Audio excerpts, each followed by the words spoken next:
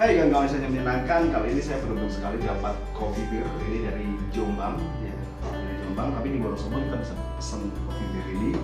Kopi bir ini adalah perpaduan kopi, karamel, dan soda salsapila. Minuman dari ekstrak biji kopi asli dengan soda atau berkombinasi yang biasa disebut dengan Italian coffee soda. Coba ya kita rasakan kayak gimana rasanya.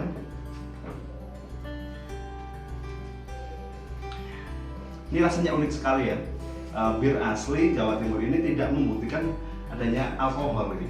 Rasa kopi bir ini sangat unik ya.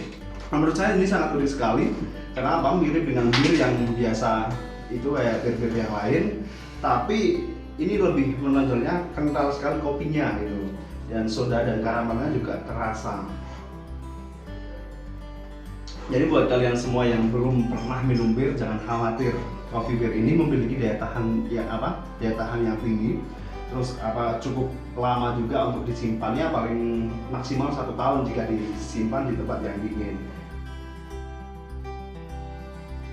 Manfaat dari kopi bir ini sangat banyak ya. Salah satunya adalah dapat menghilangkan rasa haus, itu yang paling pertama. Terus kemudian bisa mengembalikan mood yang buruk menjadi mood yang baik gitu. Jadi buat teman-teman semuanya pengen beli kopi bir ini, kalian bisa beli dengan harga 15.000 di sini.